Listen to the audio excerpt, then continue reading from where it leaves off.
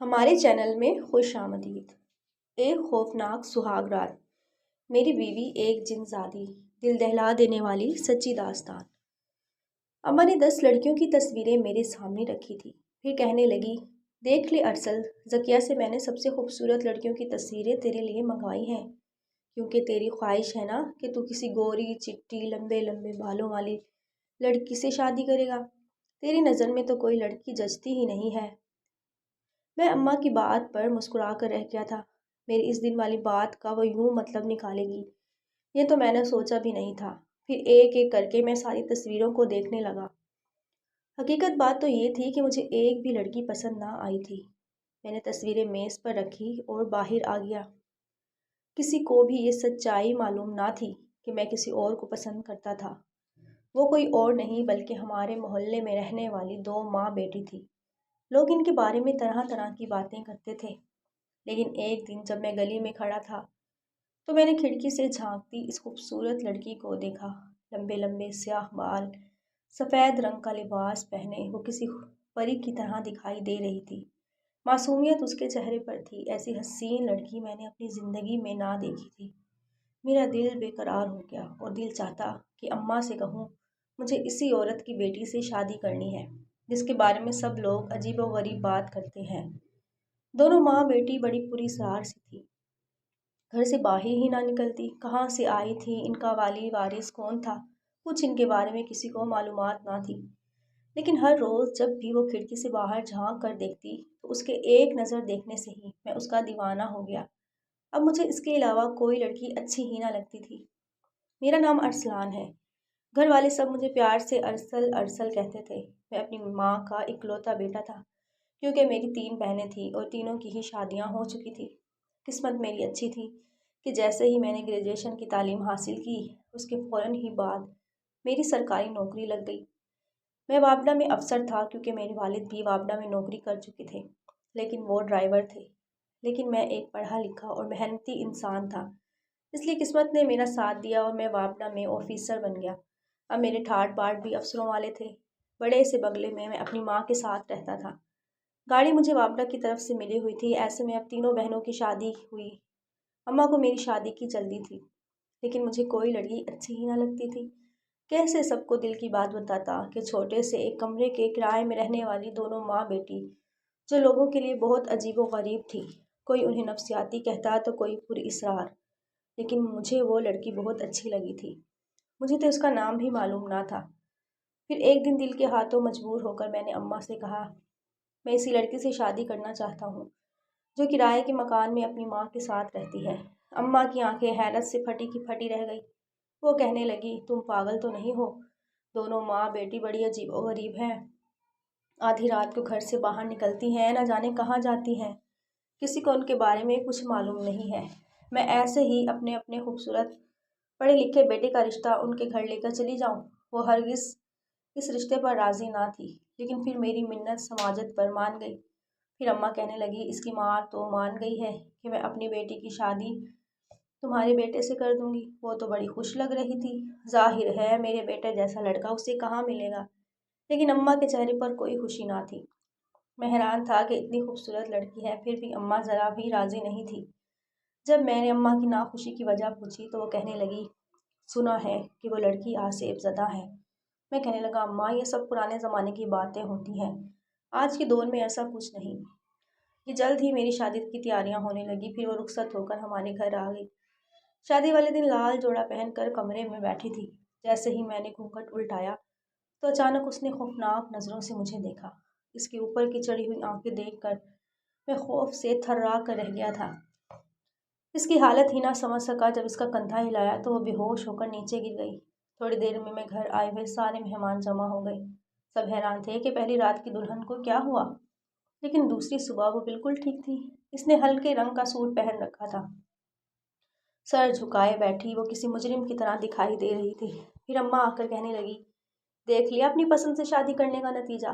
مجھے تو یہ لڑکی پہلے ہی ٹھیک نہ لگ رہی تھی، اس نے تو میرے بیٹے کی زندگی برباد کر دی۔ دوسرے دن میں اس سے کہنے لگا، شادی والی رات تمہیں کیا ہوا تھا، کیا کوئی مسئلہ ہے؟ تو وہ کہنے لگی، ہاں، بچپن سے ہی مجھے ایک ایسی بیماری ہے جو میری ماں کے علاوہ کوئی بھی نہیں جانتا۔ दरअसल पहले हम एक दूसरे किराए के घर में रहते थे। बचपन में ही अब्बा फौत हो गया था। अम्मा किसी के बंगले पर काम करती थी। अब्बा जब बंगले पर जाता तो पीछे घर में मैं अकेली रहती थी। हमारे घर के बराबर में एक बेरी का दरख्त है। वो घर बिल्कुल खाली था। लेकिन एक दिन मैं घर पर अकेली थी जब मैंने खिड़की से झांक कर इस सामने वाले घर में एक छोटी बच्ची को देखा, जो मेरी हम उम्र ही थी। इससे खेलने के चक्कर में मैं इसके घर चली गई। फिर वो मेरी दोस्त बन गई।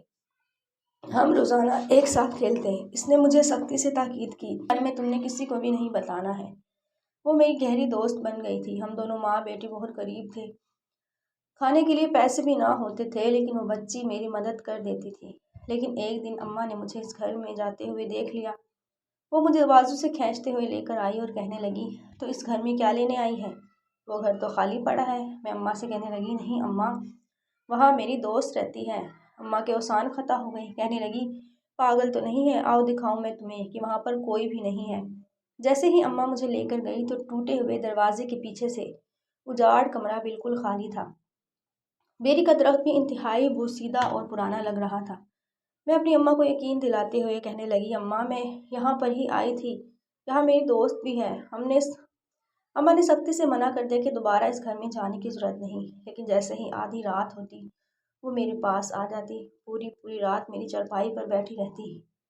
अब मैं उसे पूछती कि वो दिन के वक्त कहाँ चली जाती है, तो रोते हुए कहती, मुझे तुम्हारी अम्मा से डर लगता है, लेकिन तुम मेरी सबसे अच्छी दोस्त हो।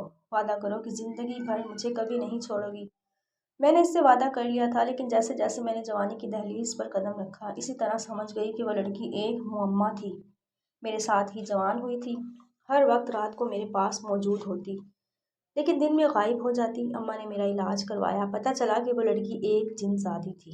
अकेलेपन के खौफ की वजह से बचपन से ही वो मेरे साथ रहती थी, लेकिन अब भी मेरा पीछा छोड़ने को तैयार नहीं है। इसकी वजह से मेरी ज़िंदगी बर्बाद हो चुकी है। मेरी खूबसूरत बीवी अपनी अजीबोगरीब कहानी सुना रही थी। मैंने उसे तसल्ली देते हुए कहा कि मैं इस सिलसिले में तुम्हारा साथ दूंगा, क्योंकि मैं तुमसे बहुत मोहब्बत करता हूँ। पहली नज़र में ही मुझे तुमसे मोहब्बत हो गई थी। जभी तो घर वालों की नाराज़गी के बावजूद मैंने तुमसे शादी की। मेरी बात सुनकर वो सख्त हैरान रह गई। अम्मा को इससे सख्त चिढ़ती, कहने लगी, मेरी बेटी की ज़िंदगी ख़राब हो गई, लेकिन मैं इसका इलाज करवाना चाहता हूँ, इसलिए उसे लेकर मोहल्ले में रहने वाले मौलवी के पास जाने लगा। मौलवी ने उसे कहा, अगर जिनज़ादे से पीछा छुड़ाना है तो कुछ दिन के लिए तुमने अपने शोहर के पास नहीं सोना, जब तक मैं अमल कर रहा हूँ। हो सकता है कि कोई इसका जी पा गया हो। ये कहकर उसने हम दोनों को परेशानी में मुब्तला कर दिया था। फिर मैं अपनी बीवी को लेकर घर आ गया। हम दोनों अलग अलग कमरे में सोने लगे थे। इस बात पर सारे घर वालों को एतराज़ था। मेरी बहनें थी, कहने लगी कि आपने किस लड़की से शादी कर ली है, इसने तो आपको परेशान कर दिया। लेकिन मैं इस लड़की को हर हाल में ठीक करना चाहता था। यूँ पूरे 7 दिन तक मैं अपनी बीवी से अलग सोया। फिर मौलवी के पास लेकर गया तो वो कहने लगे, वो इतनी आसानी से पीछा छोड़ने के लिए तैयार नहीं। कहती है कि मैं इस लड़के से बहुत मोहब्बत करती हूँ, ये मेरी दोस्त है।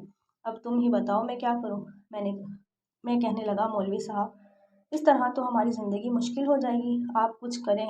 मैं इस लड़की को अपना चुका हूँ, अब किसी सूरत नहीं छोड़ूंगा। मौलवी साहब मेरी बात समझ गया।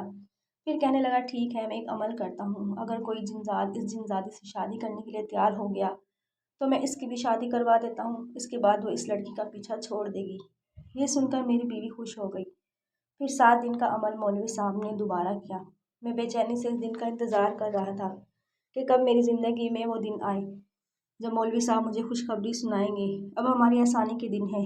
फिर जैसे ही मैं और मेरी बीवी मौलवी के पास गए तो वो कहने लगे, वो जिनजादी भी बहुत खूबसूरत है, इसलिए इसी कबीले का एक जिनजाद इससे शादी करने पर रजामंद हो गया था। अब तुम्हारी बीवी को परेशान होने की ज़रूरत नहीं, वो हमेशा के लिए इसकी ज़िंदगी से चली गई। ये सुनकर हम दोनों मियाँ बीवी बहुत खुश हुए। हमारी खुशी का कोई ठिकाना ना रहा था। अब मैं घर आया, अम्मा ने भी उसे कबूल कर लिया था। यूँ मैंने अपनी बीवी की ज़िंदगी को खुशियों से माला माल कर दिया। सच कहते हैं, अगर बंदे के दिल में आरज़ू हो कि उसे अपनी सच्ची मोहब्बत मिले तो वो मिलकर ही रहती है। यूँ लाख मुखालफत होने के बावजूद मुझे भी मेरी मोहब्बत मिल गई थी। नाज़रीन, अगर आपको हमारी कहानी अच्छी लगे तो प्लीज़ स्टोरी को लाइक और चैनल को सब्सक्राइब कर दें। शुक्रिया।